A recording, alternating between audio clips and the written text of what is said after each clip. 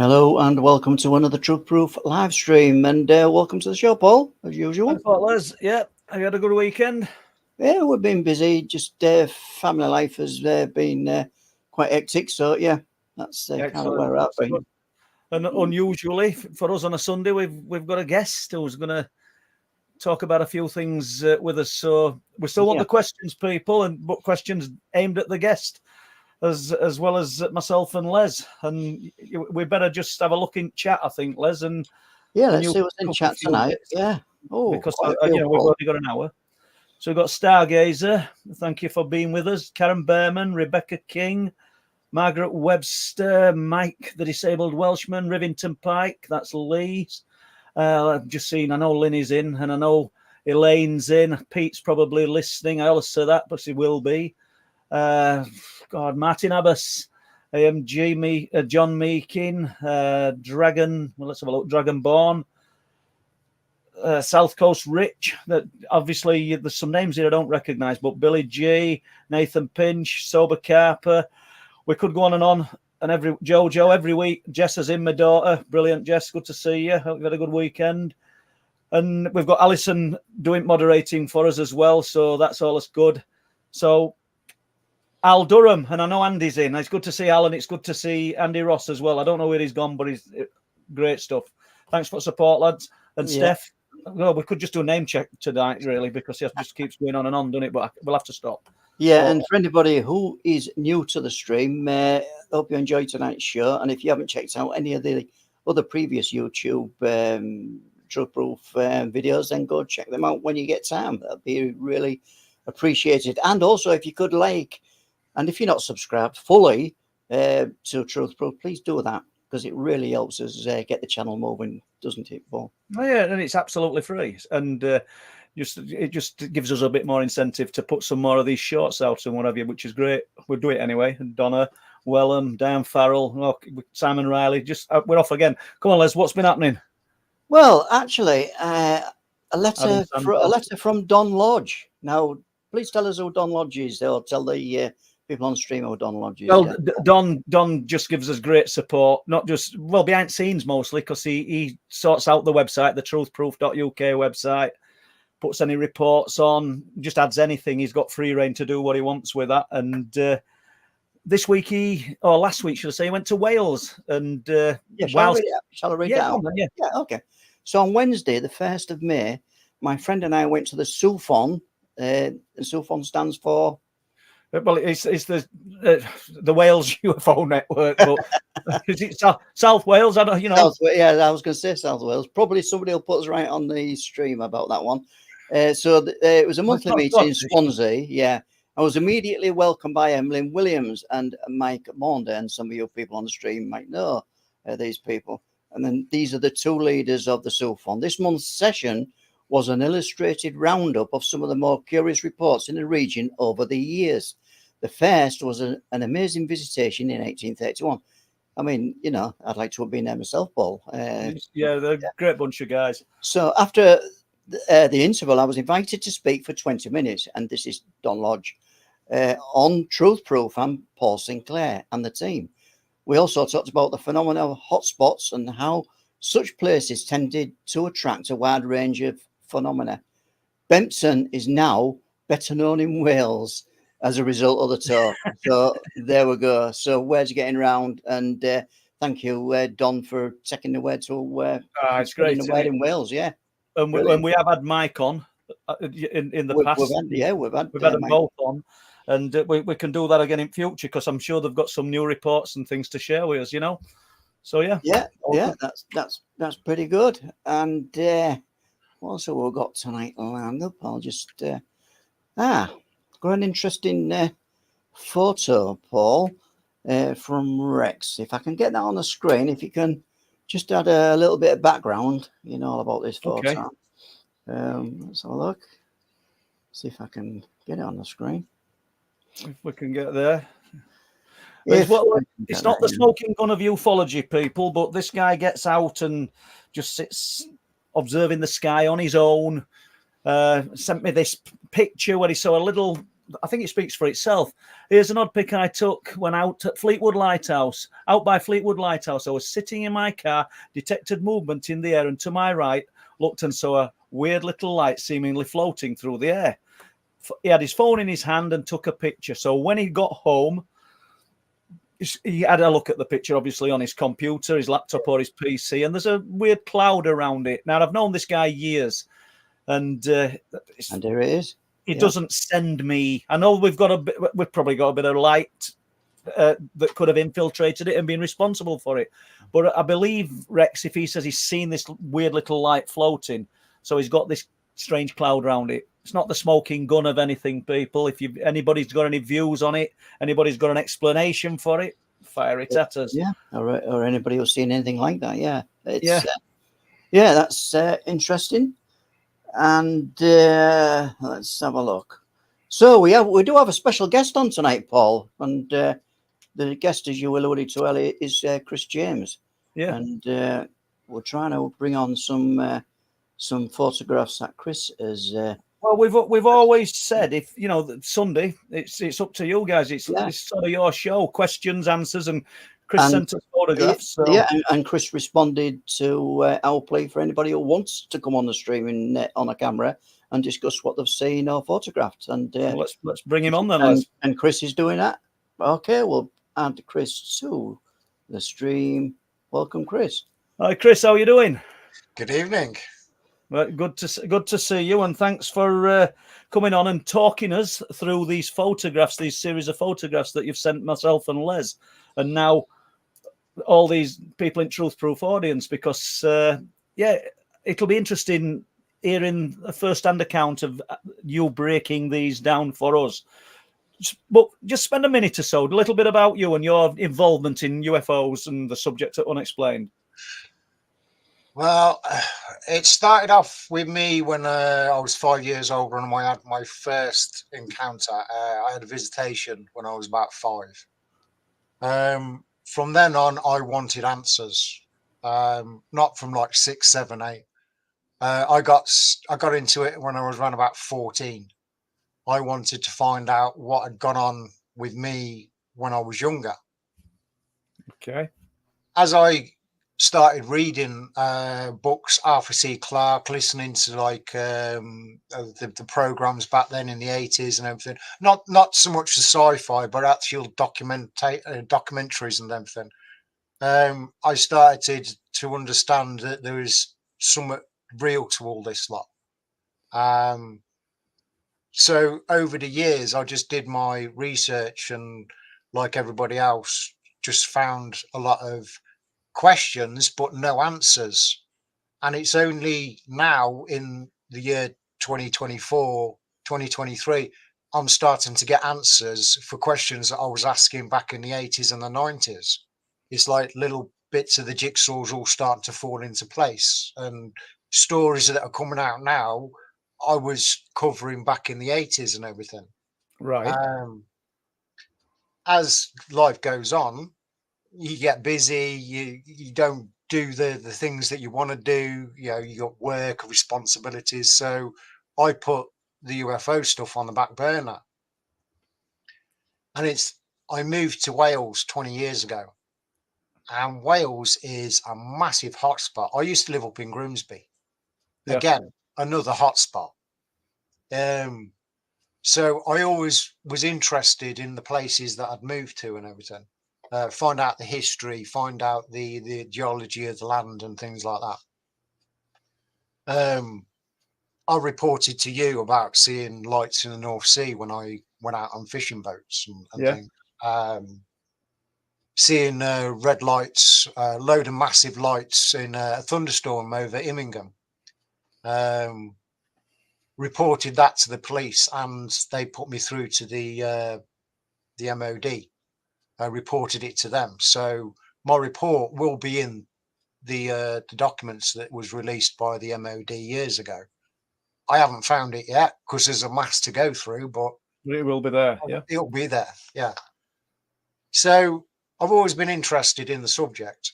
I've always wanted to find out what they are, where they're from, who's flying them, what do they want with us. I'm not bothered about, oh, they're here as a danger. You know, they're a menace in our skies, and they've been around a lot longer in our skies than we've had aircraft. So we should be the ones that are complaining that they're in our airspace. You know, we share the airspace. I get really annoyed when I hear people saying they're a threat. I don't believe they're a threat at all, because if there was a threat, we would have heard about it a long time ago. Okay. So I decided one night that I wanted to set up my YouTube, because I haven't done nothing with it for a long time. And I keep coming up with all these files of PDFs and everything. And it's like, well, I keep getting all this information and I'm talking about it, but I'm not really sharing it. So you're not releasing it and releasing your views and what you think. Yeah. So on the night in question, then this is what you. Yeah, night question. It was about 1:30 in the morning. I was bored. I'd been looking at stuff online. I decided I wanted to make a video. Run the video through a filter, add loads of light to it, and then use it as a video on my YouTube. Add a bit of music to it. That'd be in the opening sequence to it, you know. So I gets up, placed the phone against the glass so it wouldn't move. Now, I live in Aberystwyth. It's a university town, but it's also a town that's for holiday makers and things. Yeah. Well, the students had gone home.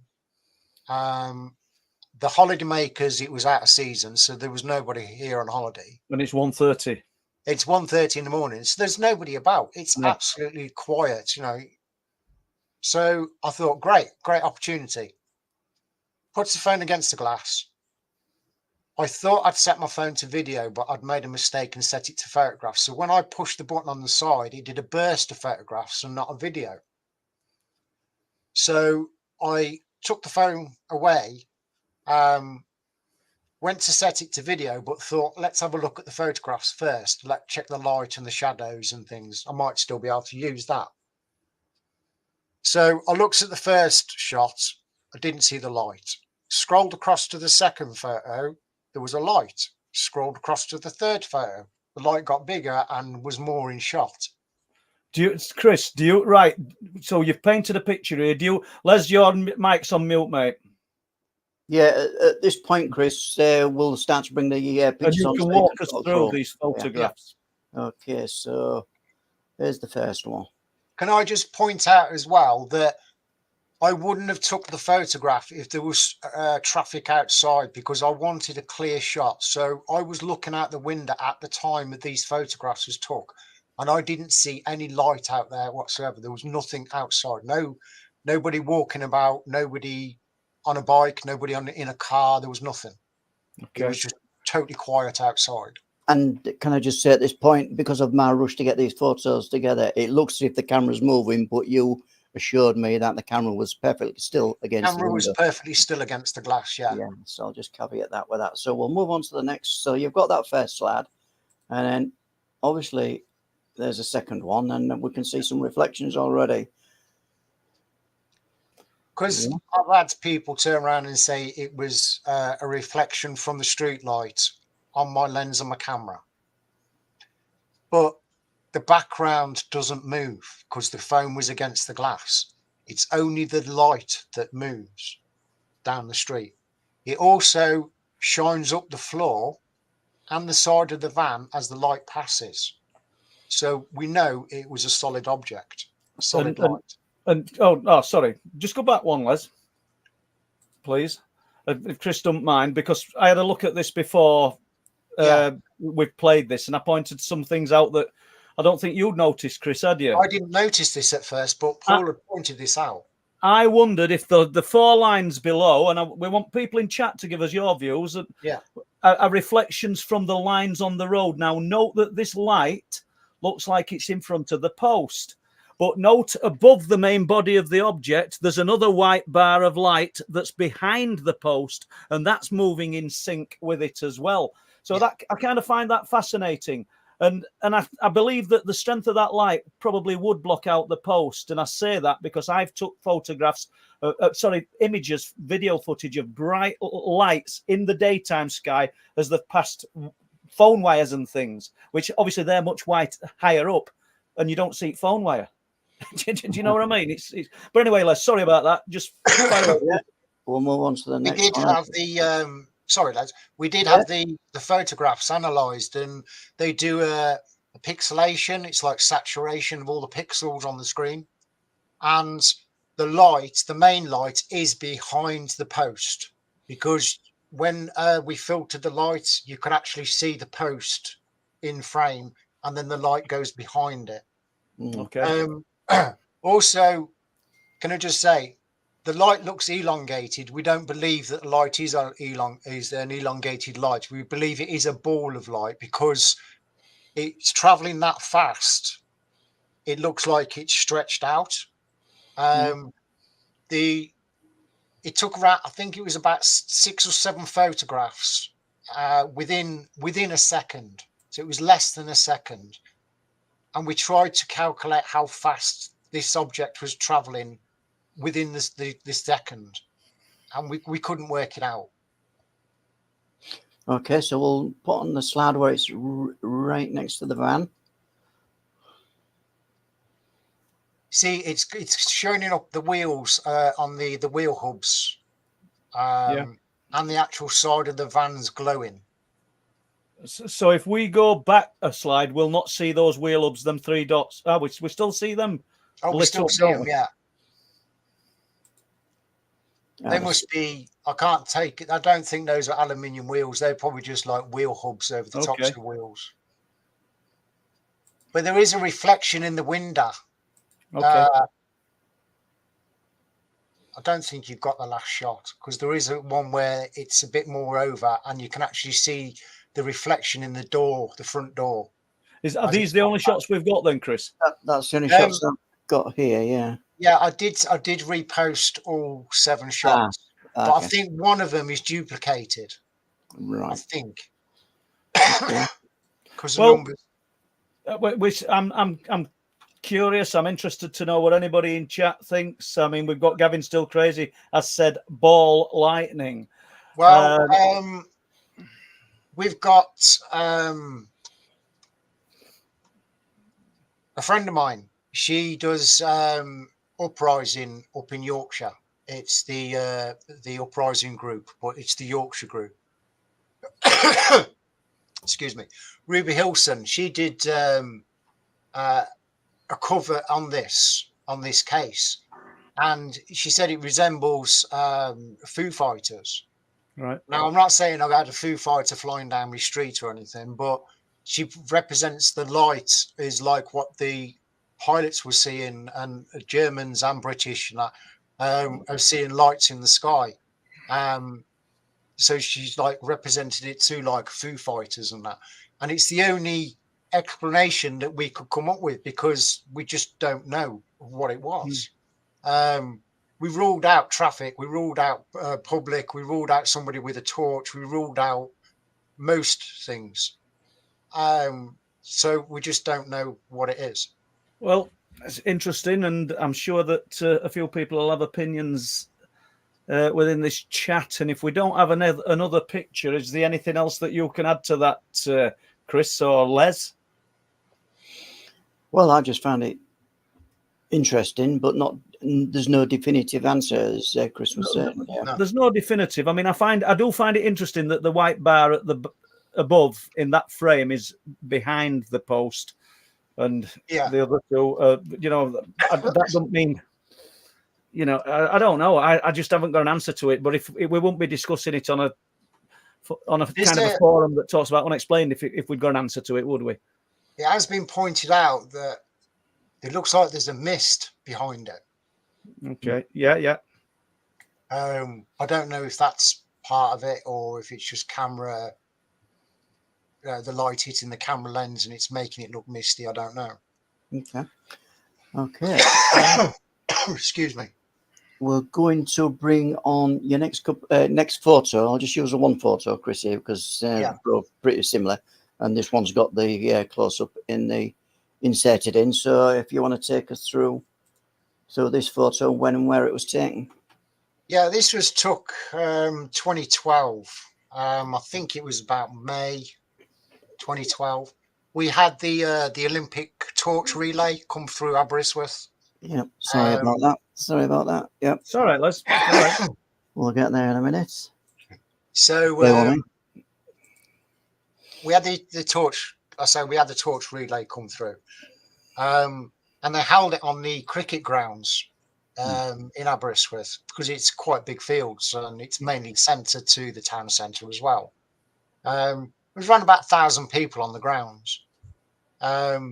They'd set up a stage and they had all the people all dressed in the running gear and everything, and they had the car come through with the orange lights on and the torch relay come through, and they had the police, fire brigade and ambulance, and the mayor was there, and everyone was having a good day and everything. Well, I was looking around the crowd to see how many people I knew, and I knew quite a few people there and that, and I just happened to glance up in the sky and see this object hovering. Now, at first, I thought it was a red kite because we get a lot of red kites. And I thought, it's a red kite. It's hovering. It's spotted some prey and it's going to drop down and that. But it didn't move. No wings flapping like you would expect like a bird to do when it's hovering. It didn't move. So I had a Panasonic Lumix camera with a little extendable viewfinder at the front and then a big screen on the back. So I took a photograph, looked at the screen to make sure I had it in shot, looked back up to take another photograph, and it had gone. Oh. And I looked around and I couldn't see anything. So then I showed my mate and I said, "Have you seen this?" And he was like, "Oh, what you got?" But I didn't notice anything peculiar to this until I got back and put it on my PC so I could get a better look at it. And when I zoomed in, it's got a white aura going all the way around this thing. And it just looked weird. It was like, well, what is this thing? Is it got like its own, giving off its own energy source or what?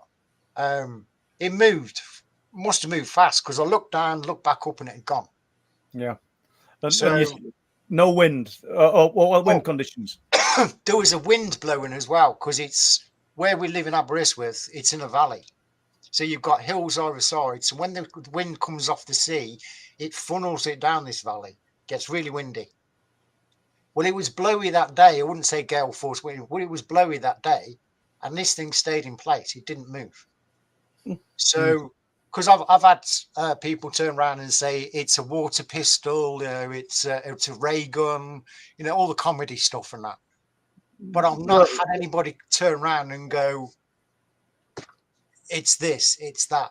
No. Well, I don't think anybody can say what it is, Chris, can they? Because we just don't know. No. I mean, when I saw this earlier, I said to you, looking at that little protrusion coming out of it, that could be where the string would tie. And is it a deflated balloon? But then you're telling me it's windy and it stayed in the same position, so it's one of them. We're never going to know, are we? Well, you see, we get a lot of activity around Wales like this. Objects in the sky, people take a photograph of it and then it's gone. Yeah. And it's happening more and more often. I don't know if it's because people have been made more conscious of it with it all going through Congress and people are talking about it more. More and more people are looking up and catching them on their phones and cameras and that and reporting them. Because I don't know if you've noticed, but the volume of information has just gone through the roof. Yeah. Everybody's talking about it. Everybody's sharing their ideas and, their opinions and everything. Everybody's talking about it. So, I just don't know if anybody's got any ideas what this thing could be. I've seen other photographs from around the world that look similar to this, but not the same. Okay. So have we got more photographs to share, or because I just want to ask you a few questions, really. If we haven't, is there? No, that's No, it. that's it, No. Paul. So where you're based, and obviously you're avidly into the subject and researching. I mean, just like everybody in this chat, I would think you're all looking for your own answers. That's what I'm doing. I'm no different to you guys. So what's most unusual case that you've come across in your locality? Well, actually, I'm working on it at the minute, and I have been on it for 15 years. And there's no plan here, people. I've just asked this straight away off the cuff. So I wasn't expecting this. No. Yeah, I am actually working on a case, and it's the Aberystwyth Roswell case. That this the Mark Ollie thing. Yeah. Okay. Well, it's 40 years now, and I've been in touch with Mark, and he's on about redoing the film and that lot. I've found some new witnesses. I've got in touch with the police, the local authorities, the MOD, and I've been stonewalled from all them. And then I've just found out from Mark Ollie that the case has got a 70-year Secrecy Act put on it. Right. Okay. So they're not giving out any information. So I thought, right, well, if the British are not going to give out any information, I'll get in touch with America, because one of the witnesses said that on the night of it happened.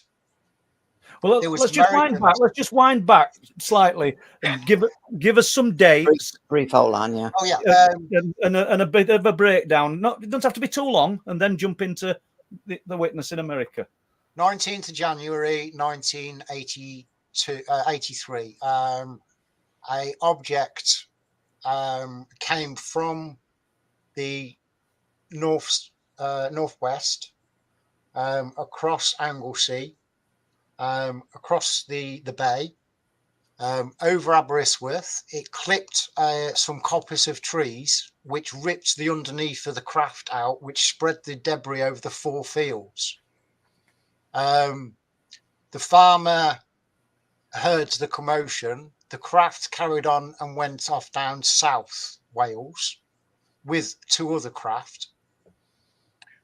The farmer heard what had gone on, saw the debris. He phoned the police phoned the MOD. They turned up in trucks. They cleaned all the debris up, removed the coppice of trees, told everybody in the village next to Aberystwyth, shut up, you didn't see anything, we wasn't here. And the villagers kept quiet all those years.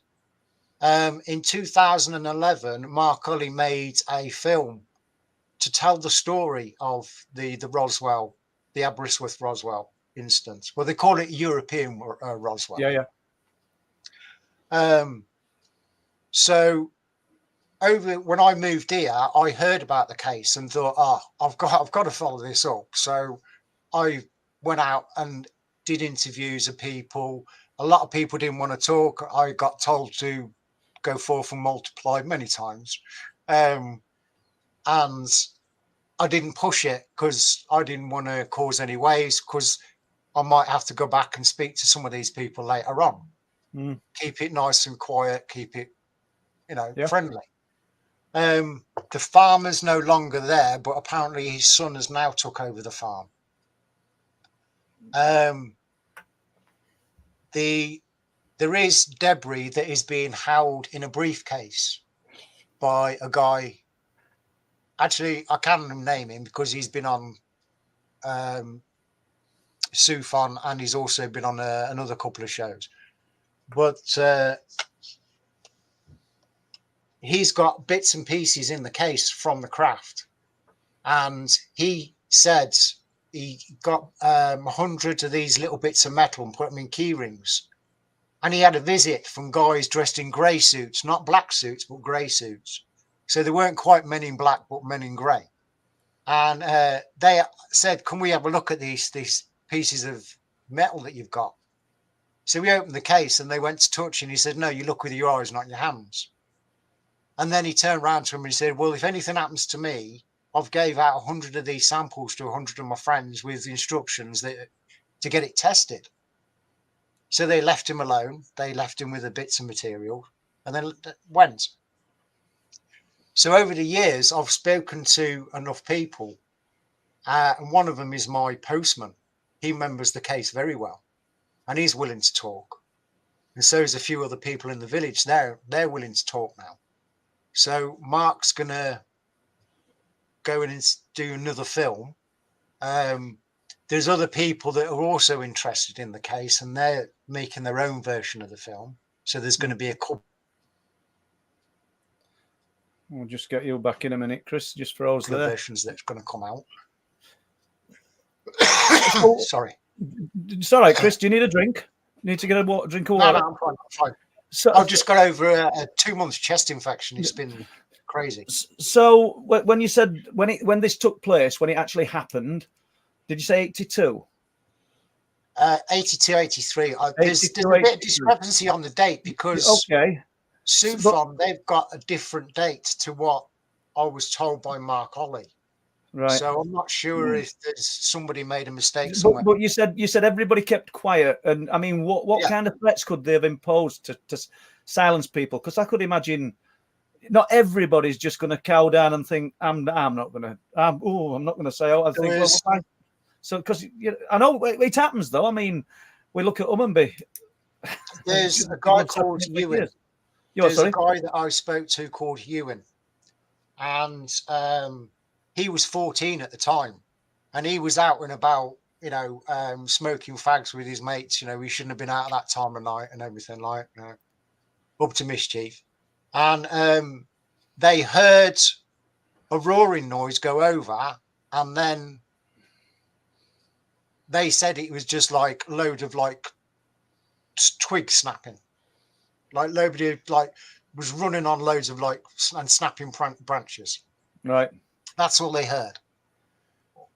And then about an hour later, they said that they saw a blue flashing light, which must have been the police when the farmer phoned. And then it was about 3 hours later that the military turned up. He said that he watched the military because him and his mates were sitting in the tree line so they couldn't be seen. And they watched the cleanup. And they watched it. Would you be disappointed then, Chris, if it turns out, we'll probably never know, but if it turns out to be some kind of military tech that's come down? Well,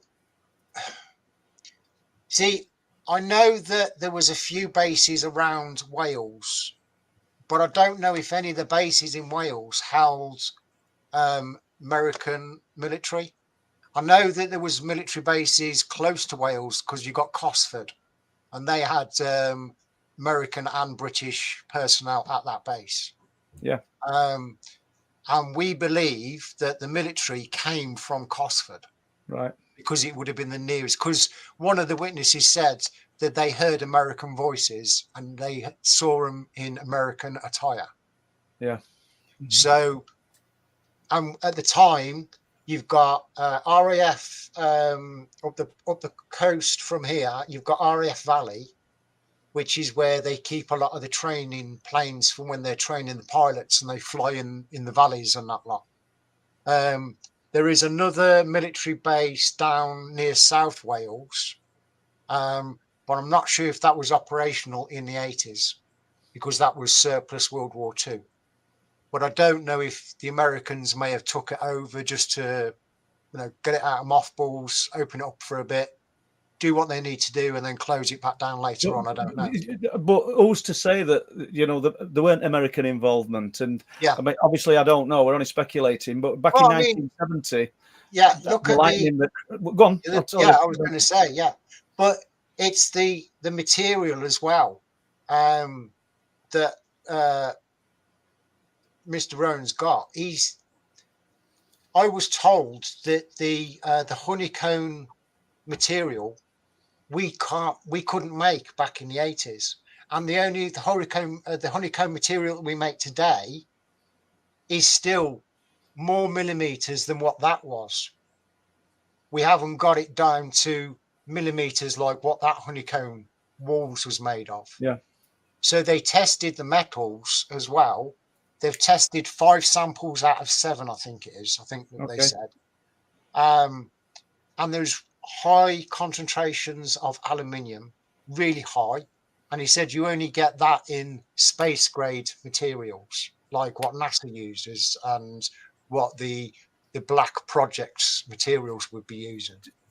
So do you think then that there's a strong possibility that, because it's still great research, that this is some military tech it could be, and that's why they've kept it secret, because it was. But why keep it secret for 70 years? Surely now that if it is a secret aircraft from back then, it would be out in the public now. Yeah, you make a great point, and I say it all the time with these huge triangles people see.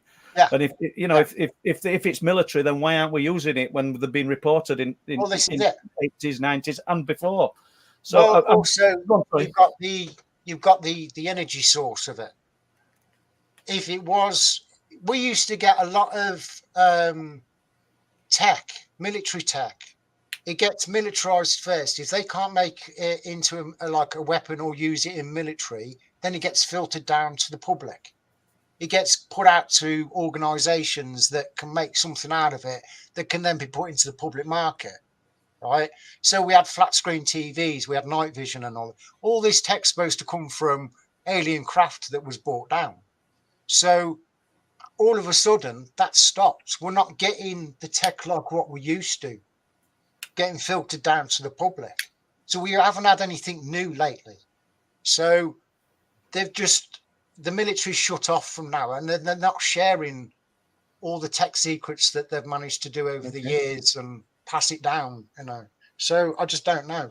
Maybe they are working on some craft that. I think I'm looking at screen here outside of me, and I'm sure there's going to be some questions here. Am I right, Les? Yes, plenty of questions in, and a little bit of extra there from Chris. Because originally we were just going to cover the photos, weren't we? And that's great. That's brilliant, Chris. Yeah, thank you. And to find and to think that there's more witnesses out there, like the postman and people. I've been doing this game as long as you and Les, over 40 years, and you've seen the difference and the change in information sharing. I mean, back in the 80s, we had early computers, but it was still, a lot of it was still done by post. We didn't have internet, email or anything. Yeah. So it's got a lot easier. But I was saying to my mate the other day, I wish it would go back to some of the olden days because there's too much information coming out. You make a good point. Right. Well, are you okay? Yeah. If you, I don't know where the questions are going, Chris. There might be all for you. I think I found one for Chris straight away. I'll just scroll down a little bit, and I think Adam Sander is asking about the photograph from your window. Did you get the shutter speed, Chris? The phone that I was using at the time, I don't know what the frames per second was or anything, because I'm not savvy when it comes to like photography or anything. I just point and shoot, and if it turns out good and I've got a good picture, and as you can see on there, Martin Abbas is asking something similar. So how far is the frame? 40 meters per second. 40 meters, so 40 meters per second.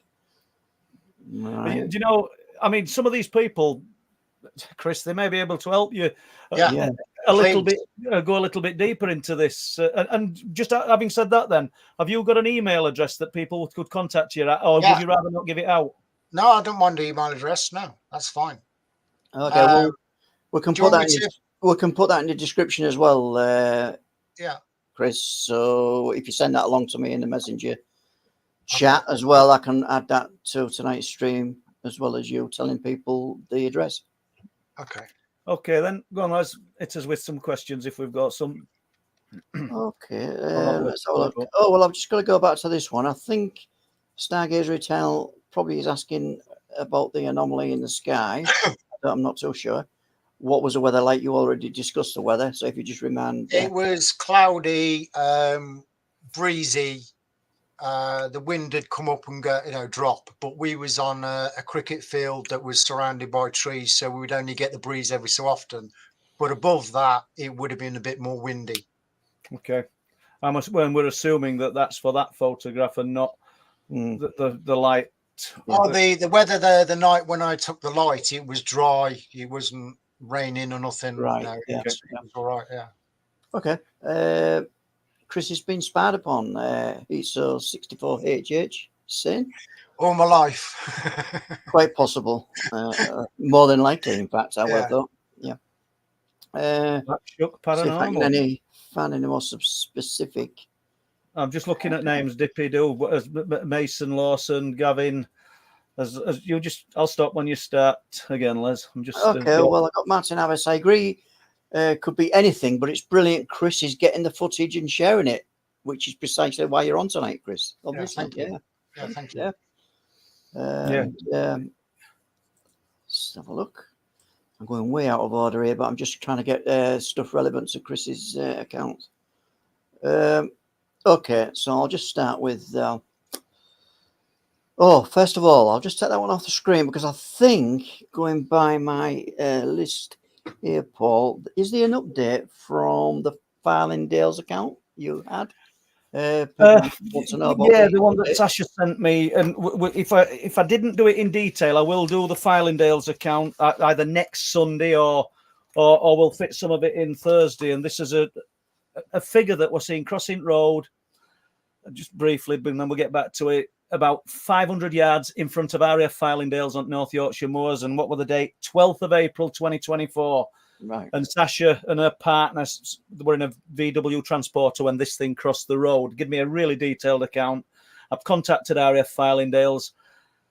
I didn't expect any kind of fabulous response, but the update is that RAF Farlingdales have got back to me and it's been passed on to their military police and they're going to look into it. And if they did, they're not going to tell me. But you just go through the protocol, don't you? You just do what you do. And we've had somebody look at the area as well. Jeremy, a good friend, Linny's, myself, Pete, Bob, comes along to Cliff Tops with us. He lives very close. And he's been and done some measurements for us and other bits and bats, which is it's just a little bit more in depth. It helps. It just rules things out. And go on, sorry. Did you find out what those sounds were on those hills? Are we on the cliff tops? Yeah. No, and it's still happening for not just for us and for other people. I mean, we've not heard them for a while, Chris. Yeah. But no. Okay, I'll just move on. Yeah. It's only because we've got a brief live stream tonight, Chris. Otherwise, we'd obviously talk about because we've 15 minutes stuff left. Right, Martin Abbas on the last YouTube. I think that was the last YouTube short. Was a very concerning story about possible MRPs observers in a Range Rover.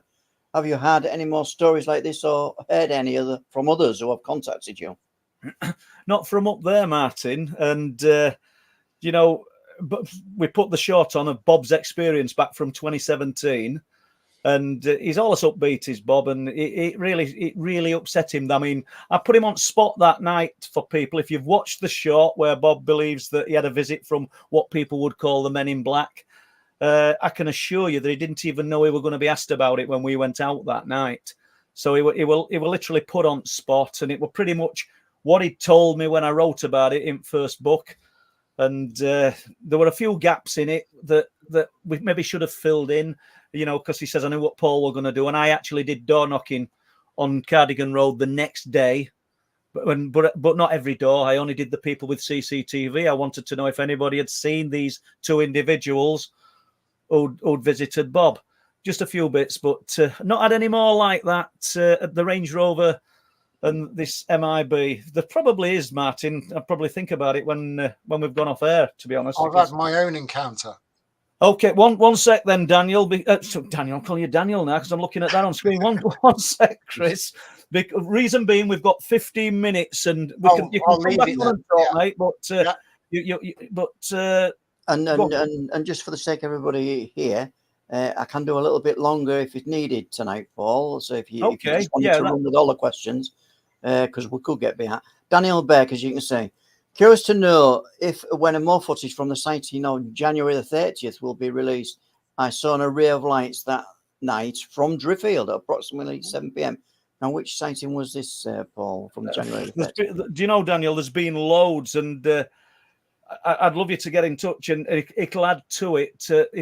Is this the one where we got a call from a guy who was in the village, and it's a real name, I say it every time, people, of Wetwang, who rang to say that he was looking at the lights as we were filming them? I think that might be the one, Daniel. But regardless of whether it is or it isn't, if you want to get in touch, it'll just add a bit more substance to what we're looking into. There's absolutely loads of people reporting this, and I don't know, it's great. It's like Chris said earlier, that with internet now, and it's not just done by putting requests in and sending letters to witnesses. You're getting answers, or you're getting information back almost instantly, aren't you? Which is unheard of like 20 years ago. So, right, go on then. Right, Yorkshire Puffin Highlands. Have you had a chance to visit Review Star Car exhibition at the Yorkshire Museum in York? Great to get up close to some of the artifacts. I've seen a lot of the artifacts at Yorkshire, and absolutely brilliant. And I've not seen any. No. The stuff that's been, I'll tell you what, I'm not even going to say how or where, but obviously there's a lot of people who work the cars.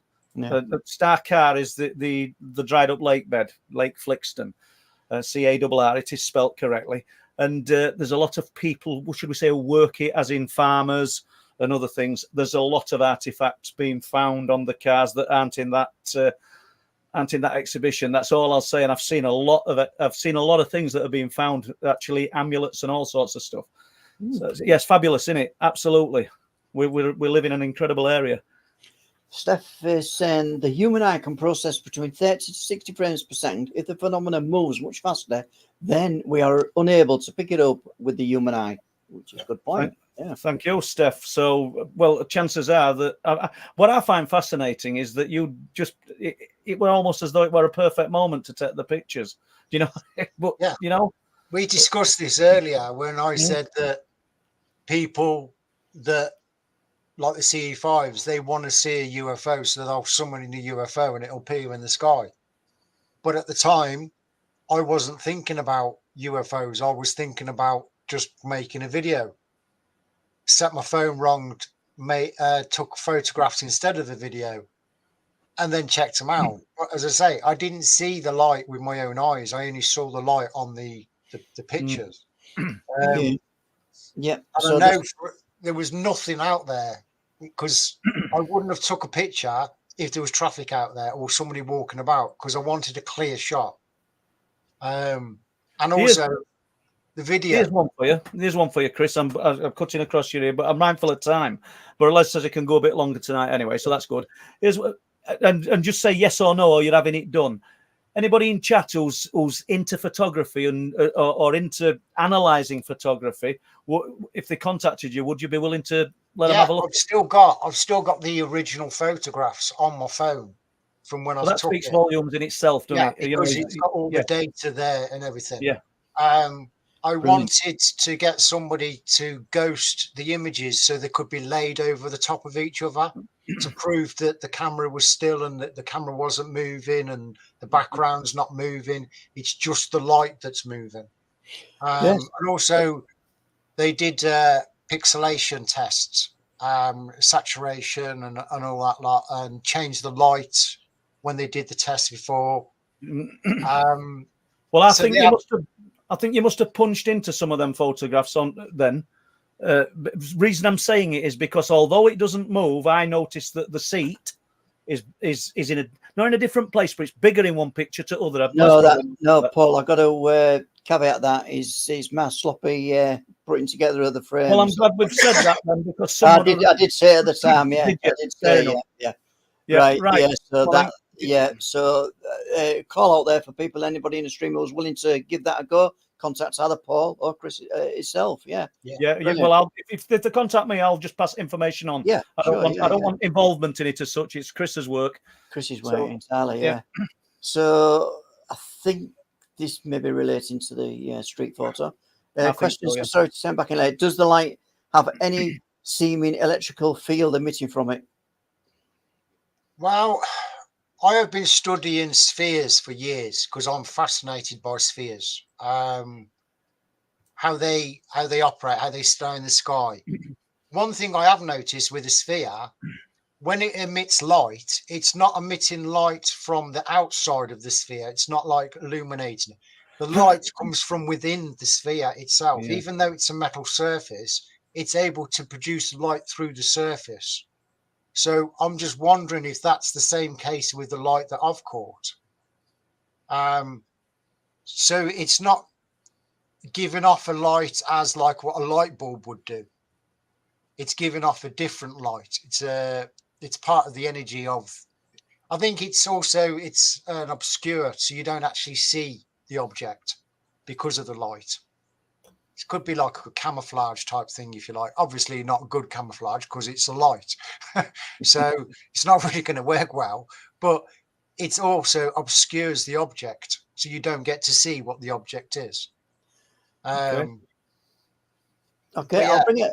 Yeah, sorry to cut across you there. Yorkshire Puffin, does Chris have any thoughts about or done any investigations on the Berwyn Mountains incident? No, I haven't covered that case, but I know there's a couple of people here that have. Right, yeah. I ain't read this And one. I know that Scott Felton and Richard D. Hall did look into it, and they covered it quite extensively. Yeah. There was new witnesses that have come forward for that as well, apparently. Interesting. No, Yeah. good. Well, there's a good point from he's 64HH. Chris, from my job and work experience, looks like something is doing a flyby surveillance where you just drive by a target to check on what they're up to. Interesting. I'm not laughing at that. I am actually laughing because the other year I had 30 years of data wiped off my PC. Now, Really? I left my PC, I switched it off, all my screens went off, was shut down as normal every night. But my tower was still running and I thought it was doing an update. And I thought, it'll do the update and it'll shut down once it's done. I goes to bed, wake up in the morning, computer's still running. But I couldn't switch my monitors on because they'd gone through the shutdown phase. So I had to do a manual restart on the computer. Right. When I had to come back up, I just had a cursor flashing saying no operating system. So I panicked, takes my tower all the way up to the computer shop and gets my mate to check it out. And he phones me back about 2 hours later and says, Chris, your computer's been manually wiped. The operating system's been took off. All your data's been took off all your hard drives. What? And they was taking it off in blocks of 50 at a time. Whoa. And it's all dated when all the deletion was being taken. Like, and I was all I was told was I had something on my PC that I shouldn't have had. Oh, yeah, that's what I was just going to say. So what do you think you had on your PC that could have been of interest to somebody? I don't know, but I've noticed over the years, I don't know if you guys noticed as well, and probably people in the chat, but a lot of stuff has been removed from YouTube and other platforms over the years. Stuff that we used to research back in the 80s and the 90s, you can't find anymore. Right? You make a good point there, yeah. And it's like they're keeping all the rubbish stuff, all the CGI stuff up there. Yeah. And then taking out all the real stuff that people have photographed and videoed over the years, all the testimonies. And I can't replace a lot of the stuff that I've lost. So I'm just wondering if I had something back from the 80s or the 90s that I wasn't supposed to have, that they found that I had on my PC and thought, right, we'll just do a complete wipe. Yeah. But I didn't have backups. That's the only problem. Now I don't keep anything on my computer. Okay. So, well, they always say with backups and storage, etc., if you don't have it in 3 places, it doesn't exist at all. I've got it in more than 3 places now. Just before you go to a question, because it's not in capitals, the lights over Scarborough, Mason, contact me. I'm interested. Thank you. Okay. Has Chris ever been visited by Men in Black? Men in Grey. Men in Greys, yeah. But not the Men in Black. Not the Men in Black. Yeah. They don't have black suits in the UK. They're grey. Okay. Okay, Gavin's still crazy. Hi, Chris. What's the strangest thing, apart from your computers being wiped, that has ever happened to you? That would be my visitation when I was 5 years old. Okay, do you want to go into some of that, Chris? Yeah, tell us a bit. Birmingham, Erdington, 1975. It would have been around about November time because it was when it got dark really quick. We lived in an old Victorian house. It was like masonette. We had people living downstairs and we lived upstairs in this old house. My brother and me, we shared a room. He was on top bunk, I was on bottom bunk. This was 1975, so I was 5 years old. My brother was 4 years old. I woke up in a sitting position with the bed covers pulled down on my feet with a being standing next to my bed. I screamed out. The being dropped to the floor, went under the bed and disappeared into the wall, the skirting board. As that happens, my mum and dad switched lights on, come running into the room, and I was hysterical, screaming, saying, "It's gone under the bed, it's gone into the wood," because I didn't know what the word skirting board was, so I said wood. My dad said, "Oh, he's just had a bad dream and everything." So I was hysterical, saying, no, it's gone under the bed, it's gone under the bed. So my dad pulled the bed out from the wall and was knocking on the wall to say, "Look, it's solid, you know." But I watched this being go into the wall. So over time, I've been wanting to find out what that was. So now I'm going to be talking to a friend, Dave Hodron, who covered my case. I want to go for deep regression hypnosis because a lot of my childhood I don't remember. It's blocked out. Now, I don't know if with me being in sitting up position and the covers down by my feet, if I was about to be taken or I was just being brought back from being taken. I don't know. That's what I want to find out. But also I've had people turn around and saying, "You was dreaming it, you had hallucination or something." Back in 1975, I didn't have comics. I didn't have toys of aliens. I didn't know what a UFO was. I didn't know what a grey alien was. But I had something standing right next to me by my side of my bed that when I screamed, it panicked and it went under the bed and then disappeared into the wall. Well, the room that's next to my brother and my room was my mum and dad's bedroom. Opposite that was the living room. That's where my mum and dad were at the time when I screamed out. So they run into the hallway, up the hall into our bedroom. So whatever there was in our bedroom then went into their bedroom because they've easily escaped. But over the years, all I've been wanting is just answers. I don't care if I've been abducted. I don't care if I've been experimented on. All I want to know is what happened. That's it. So I've told this story I only came out with this story because I've been keeping it secret for years because I was shocked that my brother and my dad used to talk about it when I wasn't living at home. They would sit up at night going, "Oh, do you remember that night when Chris had that incident?" And my dad called it an alien, not me. My dad turned around and said, "Oh, what, the alien incident?" And then my brother tells me later on, years later, after my dad passed, that him and dad used to sit up and talk about it, which was a big shock to me. Is that a big disappointment as well, that you never actually felt you could share it with them? Yeah, because it chokes me up now that I never actually got to talk to them about it. Because I was 5 years old. Back 5 years old, you couldn't have a conversation with a 5-year-old, like saying, you know, what colour skin did it have? And what big eyes did it have? You know, things like this. So I can't remember we talking about it the next day. That's the thing. We just got on with our lives, you know what I mean? So I would have loved to have spoken to my dad and found out what his thoughts were on it. Yeah. So I'm guessing your dad's not with us, is he? No, he passed a couple of years ago. So to hear that, yeah. But I've never been one of the people that have been on the fence, like to say aliens exist. I know aliens exist. I've come face to face with one, so yeah, that's my personal experience. I can't turn around and say to everybody, "Oh yeah, they're 100%," because nobody has had that evidence to say that they're 100%. But I have had that evidence to say, yeah, they're real. And when I've had people, I kept it right up until 2001, which is when Dave Hodron came to me and said, "I want to cover your case. I want to cover your story." And I was like, "Yeah, okay, we'll talk about it." So we spoke about it. He covered it. I went on a couple of radio stations and spoke about it.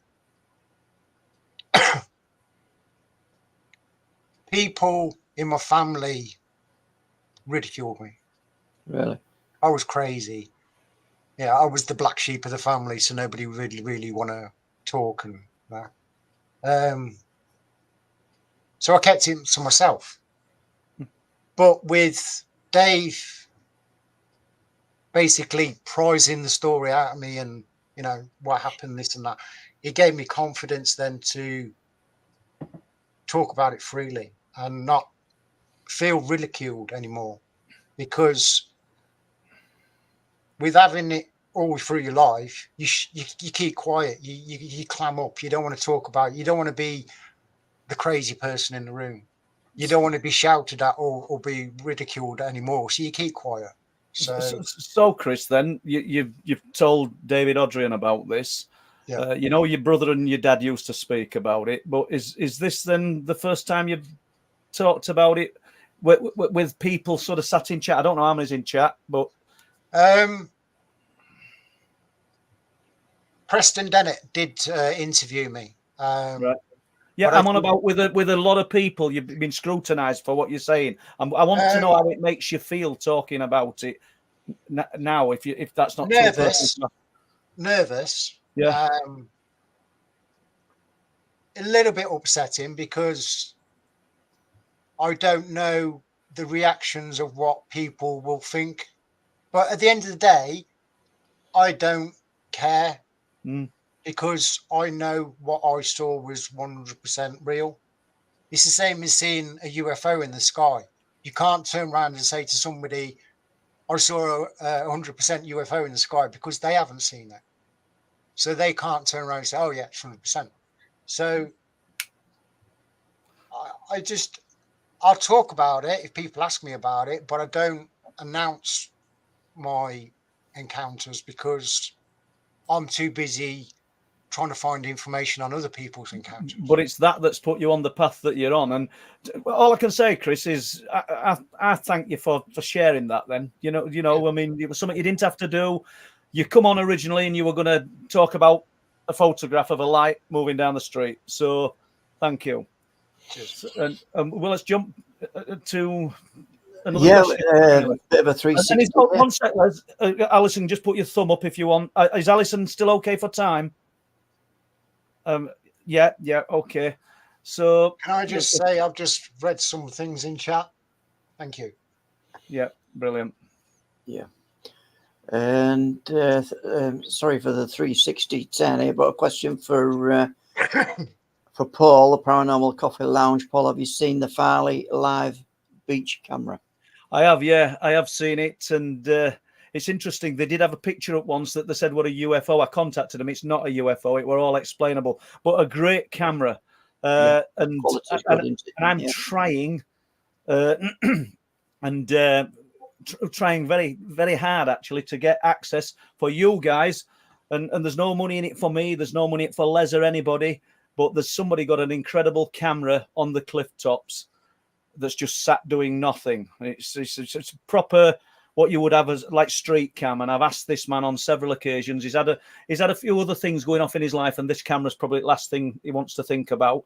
But I've told him that I could get people not to pay lots of money, but for a few £1 a month to contribute, and they could watch the live cam from Flamborough Head and Thornick Bay. And I think that I'd pay. I know I would. There's nothing in it for me at all. But I spoke to him only last week, and I spoke to him when camera guys were here from Blaze TV. And I just said, I'll have to break away because I'd just seen him. And he said, yeah. I said, so can I contact you again? So that might be something we will get to, guys. So sorry for breaking into that one. But, okay. Is that possible? Laura's in as well, my daughter. Hi, Laura.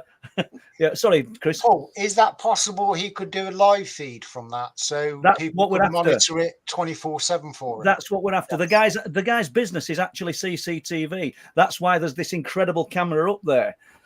And I must have tried now for the last 2 years to get him to move on this, but it was a bit positive other week anyway. It's exactly what I want to do in my backyard. I want to put up a dome camera.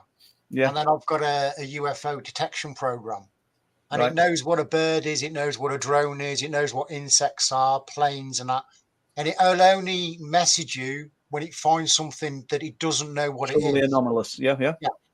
So you won't get pings going off 24/7. No. Right? But you'll get a ping every so often to say we've got an anomaly in the sky, and it will record it. It will put like a little box around it to say this is where we're tracking it. It's a good piece of kit, but I've just got to get the cameras for it. Does this run from the internet? Is it AI run, Chris, or is it just something built into the program? No, it's just a normal program. It's not AI. But how I would do it is I would have it running on, say, a weekly system. So it record for a week, and you'd only need it on recording when something happens. So it wouldn't have to be constantly recorded. No, just triggered. Yeah. Yeah. Okay. A bit like the Hanson lights. There's people saying they'd subscribe to a live feed. I mean, I'm trying, honestly, and I've tried a lot of times. So, yep. Go on then, let's hit us with another question. Okay. Nobby No Name. I'm sorry, Nobby, that you've no name, but any chance of having a guest speaker on crop circles, please? That's why not, Mr. No Name? I don't think we've had anybody on our No, it's a great idea. And if you can suggest anybody or contact anybody that's an authority on crop circles, send them in our direction. Paul, what about contacting the university, the ones that filmed the crop circle being made by those lights that morning? Why not? Why not? I'll reach out to him and I'll see if the professor's still at the university, and I'll see if he'll be willing to talk about it. That would be brilliant. Yeah, thank you. All right. Okay, Right. You might just have to go for a recap on this question from David, who came into the stream late.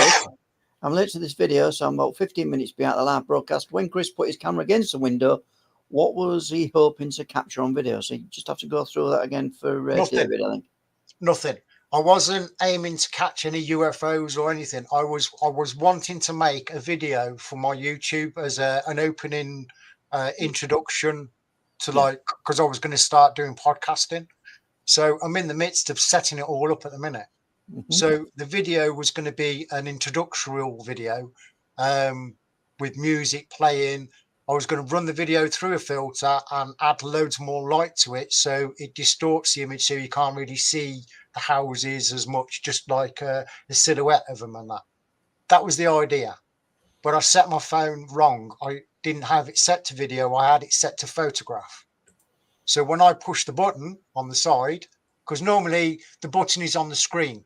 Yeah. Just touch it on the screen. I set it so it was on the side, so I could just squeeze it, set the video. It would play the little introductory tune. The video would start recording. Play it for about 5 minutes, end it, and then I could put it through and then put it through a filter, cut it up in editing, whatever. Yeah. That was the idea, but it didn't work out that way. And then when I looked at the photographs and saw the light, I forgot about the video. I just wanted to know what this light was. Okay. Excuse me. Thank you. So, yeah, Laura's saying she gets random pictures of orbs on lights, but you've seen the orbs, Laura. You've seen them up close and personal in the room when you lived with us. But so, anyway, going back to your street photo, then Gavin's still crazy. Are there any power lines going over that street, Chris? To sort of like influence this like what you captured on camera. Answering Mason Lawson's question, he's saying that he'd like me to get podcasting, start my podcasting. Yeah, I will. I'm supposed to be doing a radio show with Ruby Inson from the Yorkshire uprising. And we've been talking about doing this podcast for ages, but we just haven't got round to it. I mean, she's got a life with a daughter and a wife, and then I've got all the research that I normally do. So it's finding time to sit down and make a video. I'm sure you will. So let's jump to Gavin Still Crazy's question then. Are there any power lines going over the street? And this is going to be to you, Chris. No power lines. All the power lines are underground. Okay. Yeah, and I think, Paul, on to the last question in the chat. Thanks, Alison, for sending the questions through. We are at the end. We'll be at the end of the show after this. Yeah. John Doe. LiDAR data. Go on then, Les. Paul, have you looked at the available LiDAR data for your area of research to see if there are any anomalies? I haven't, no. And is it possible to look at LiDAR data online? Is it something that we'd have to pay for to gain access? Because, I'm only looking at TV programs about the unexplained, and I see that they run LiDAR and look for anomalies, and it's not something that I'd have money to do. But if there's data available, Paul, yeah, there is a satellite company that's, I'm not sure if they've already put it up or they're going to put it up, and it's a LiDAR satellite. Fabulous. And apparently you are able to go in and it'll go over your area, so you can check your area. They was using the same device in the Brazilian rainforest, and they found buildings underneath all the trees and that lot. Oh, yeah. They scrub out all the trees and it'll just leave all the land. And then they found loads of earthworks and everything. Well, they're on about putting that on a satellite so it can cover more of the earth. And apparently you can sign up to it and get live feeds from the LiDAR that it's doing of the area. Yeah, fabulous. So there you go. It's been really worth having Chris on tonight, hasn't it? We'll have to have you back on, Chris, because great information there, mate. Yeah. Brilliant. And at this point, I've got to thank everybody, and I'm overwhelmed, Paul. All the monetary contributions tonight from Shane Bongos, Martin Abbas, Shane Bongos again, twice, Black Shuck Paranormal, and I don't know whether this is a repeat or a duplication, but Shane Bongos again, and Diane Farrell, I'll get it right, Diane, sorry, Karen Bierman, Madeline Wick, and that's it. And we are done. Well, it's been brilliant. You've made it easy for me, Les and Alison tonight, Chris. So thank you, and thank you very much for sharing that information from me. And good night. Okay, and I'll just echo that, Chris. Thanks for your contribution. And we didn't really know that he was going to be on for the full length, as Paul said originally. He was just going to discuss the first. The first 5 it's minutes. been so interesting for Paul and me that it's been great. Thanks again. So on that note, folks, we'll see you on Thursday live stream. I think the banner's already out, Paul. It is, yeah. Kathleen Marden. So if we want to hear about Barney and Betty Hill case, probably the first kind of notable alien abduction, the 1961, I think we're going to go back to. But this lady, it was the niece of Betty Hill, and she's going to share what she knows about this account. So I think it's going to be a great insight into an alien abduction experience. And there's Karen Behrman. I'm just looking, Lisa. There's some names there I haven't said. I know our Laura's in, Jess were in, Kim King, Mag Sue. So Black Shuck, it's a great name, that. Mason, Rihanna. I'm going to stop. All right. So it's good night from us at Truth Proof. Good night. Good night. Cheers, guys. Thank you.